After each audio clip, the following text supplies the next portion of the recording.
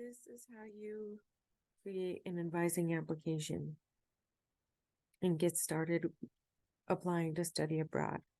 So I'm searching for programs and I see this program, ISA Cusco, Peru, Language, Literature, and Culture.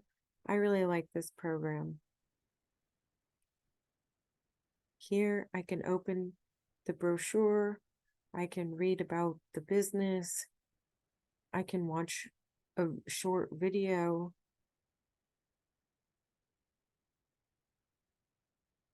I can look about this program, and it's called Language, Literature, and Culture. I have different tabs I can toggle between. I really like this program, so I'm going to apply for it. I'm interested in spring 2024.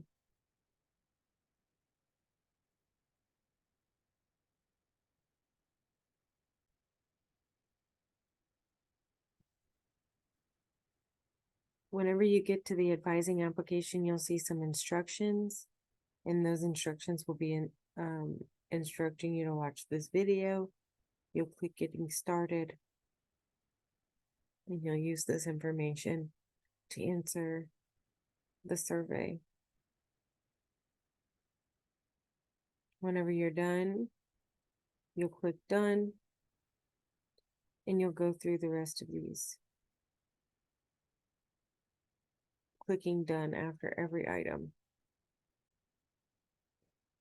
Okay, now that I've completed all of my application items, I have a submit button, so I'm going to go ahead and submit my application. And I can see that I completed 4 out of 4 of my requirements, and I have a green confirmation here that I submitted my application. Successful pre-decision application submission. So now I'm going to click the program info, and I can see my program listed in my programs of interest. Also here I have a cost sheet. This is required at some point in the application, not necessarily right now, but this is a very useful budgeting tool that you might be interested in using while you're still looking at programs of interest and before you actually apply to a program. So this is all very straightforward. You need to look at your program fee to determine these.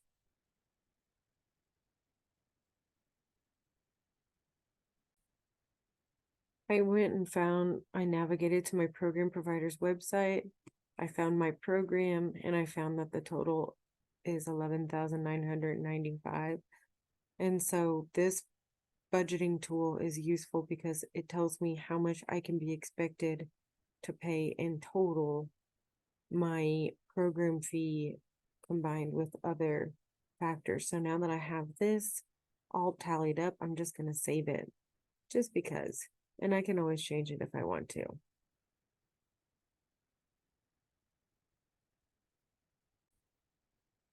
So now that I created my advising application, now I'm just browsing for other programs. And my best friend went on this program, the teen, to Auckland Tech. So I am interested in this program. I know everything about it. But the issue is it's great because I really want to go to New Zealand, but it doesn't really have that many classes that I could take. But anyway, my friend told me it's awesome, so I really want to apply to it. And I'm going to add it. I added it to my programs of interest. And here we can see, there it is. The Cusco, ISA Cusco, and the Education Abroad Network Teen AUT and University are both on my programs of interest.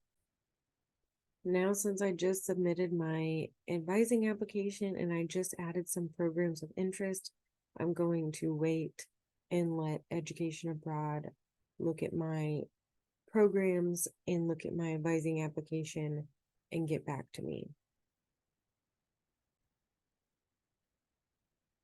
Okay, now some time has passed and a couple of days have passed, and I got an email from the Education Abroad office saying that they approved one of my programs. So I came back to my advising application and my program info tab, and I see that my Peru language, literature, and culture program has an apply button next to it, whereas the Auckland Tech does not. And in their email, Education Abroad told me that the Auckland Tech program just doesn't have enough academic options to suit me. And since I'm an anthropology major, this language, literature, and culture program is perfect for me. So I'm going to apply to this program, and it's going to change my application from an advising application to the Cusco application.